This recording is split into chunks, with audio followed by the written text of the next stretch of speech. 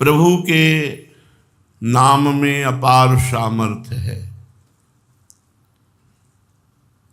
पर जब तक विषय सेवन अधर्माचरण पूर्वक होगा तब तक नाम जपते हुए भी नाम का जो परम सुख है वो अनुभव में नहीं आएगा। जब तक नाम का सुख अनुभव में नहीं आएगा तब तक मन स्थिर नहीं होगा, अचल नहीं होगा, एकाग्र नहीं होगा। और जब तक एकाग्र अचल स्थिर नहीं होता तब तक भगवदानंद जो है वो छाता नहीं पूरे हृदय में।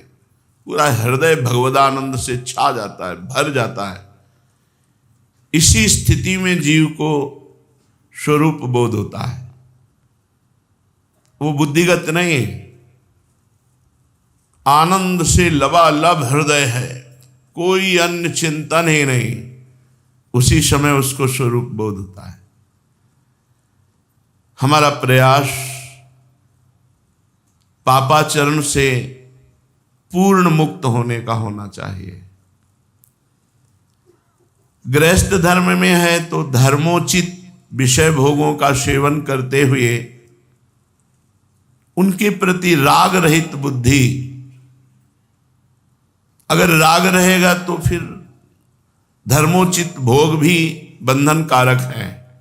इसीलिए त्यज लोक धर्मान, इसीलिए त्यज लोक धर्मान। लोक धर्म भी जब प्रेम या मोक्ष तत्वबोध प्राप्ति की उत्कृष्ट अभिलाषा जागृत होती है तो वो भी फीके लगने लगते हैं। धर्मयुक्त भोग भी, अधर्माचरण की तो गुंजाइश ही नहीं है परमार्थ के पथिक में।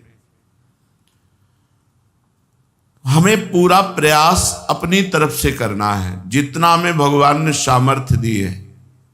भगवान बस इतनी ही आकांक्षा आपसे रखते हैं कि आपको जितनी सामर्थ्य दी है उतना प्रयास आप कर लें, सफलता उनकी तरफ से होगी।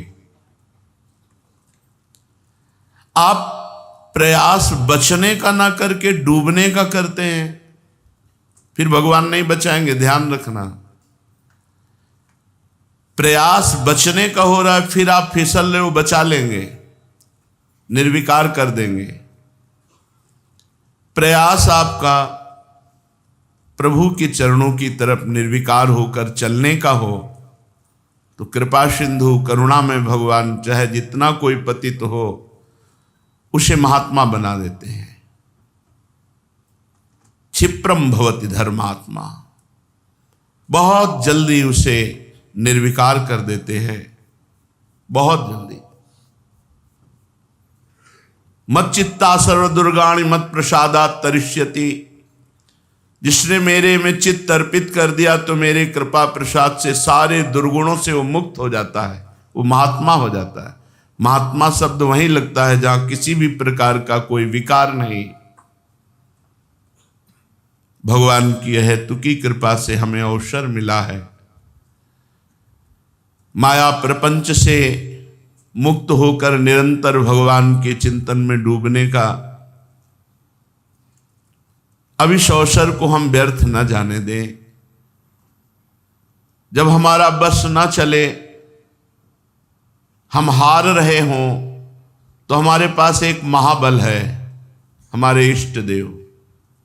हम उनका चिंतन करें, उनसे रोएं, उनसे प्रार्थना करें कि हम चाहते हैं आपको, पर मेरी इंद्रियां, मेरा मन, मेरा अंतःकरण ये आपसे विमुख होकर प्रकृति के भोगों में लग रहा है। हे नाथ, आप कृपा करो, मुझे बल प्रदान करो, जिससे इंद्रिय और मन का निग्रह करके, हटा करके हम आपके चरणों का निरंतर चिंतन कर सकें। और बहुत काल तक ऐसी प्रार्थना करते रहिए। एक समय ऐसा आएगा कि प्रार्थना सफल होगी और हम निर्विकार होंगे। हमें बिल्कुल चिंता नहीं करनी, बिल्कुल चिंता नहीं करनी। हमें चिंतन करना है प्रभु का। ध्यान दीजिए, मत चित्ता सर्व दुर्गाणि मत प्रसादात् तरिष्यति।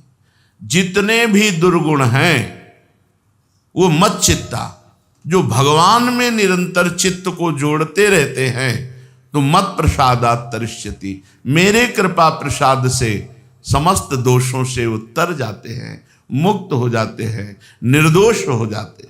मत चित्ता खास बात है। मत चित्ता भगवान में चित्त जोड़ने से मत चित्ता सर्व दुर्गाणी, समस्त दुर्गुण मत प्रसादात तरिष्यति, मेरे कृपा प्रसाद से तर जाते हैं। बहुत कृपालु श्री भगवान हैं। हाँ, कभी कभी ना चाहने पर भी पूर्व प्रारब्ध इतना प्रबल होता है कि वासनाओं की तरफ मोड़ता है। जीव जो भगवद आश्रित है वो ना चाहते हुए भी बार बार विक्षिप्तता और बाधा को प्राप्त होता है। पूर्व प्रारब्ध बड़ा प्रबल है तो उसे बाधा पहुंचाता रहता है, पर वो विवेक के द्वारा भोगे ना तो प्रारब्ध का क्षय हो जाएगा और वो भगवत प्राप्ति के योग्य हो जाएगा। अगर ऐसा ना होता तो पशु में और मनुष्य में क्या अंतर, फिर कोई भगवत प्राप्ति नहीं कर पाता। सब प्रारब्ध के अधीन केवल दुख सुख भोगते रहते।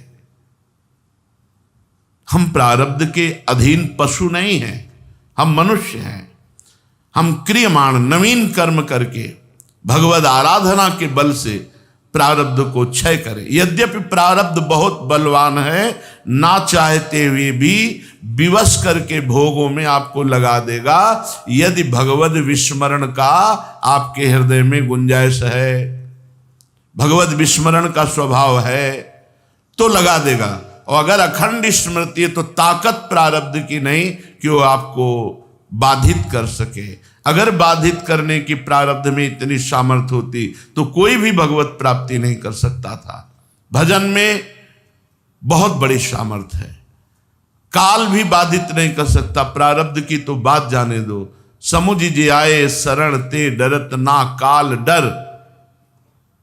जो भगवत महिमा समझकर, प्रभु की कृपालुता समझकर उनकी शरण में आए, वो काल से भी भयभीत नहीं होते। प्रारब्ध की तो बात जाने दो। इसलिए हम प्रभु से विनय जरूर करते रहें। कभी न कभी तो दीनानाथ के कान में हमारी आवाज पहुंचेगी। जिस दिन पहुंचेगी उस दिन निहाल कर देंगे। और कोई सामर्थ्य अपनी नहीं है। अपनी जो सामर्थ्य भी है वो उन्हीं की दी हुई है। जब हमारी सामर्थ्य काम न करे तो हमारी सामर्थ्य की पूर्णता हमारे इष्ट की सामर्थ्य से है। शब्द पर ध्यान दीजिए, हमारे सामर्थ्य की पूर्णता इष्ट की सामर्थ्य से है। हम अपने पूर्ण बल को पुकारें, मेरे बल से वृंदावन रानी, हे महारानी जू अब आप ही कृपा करो।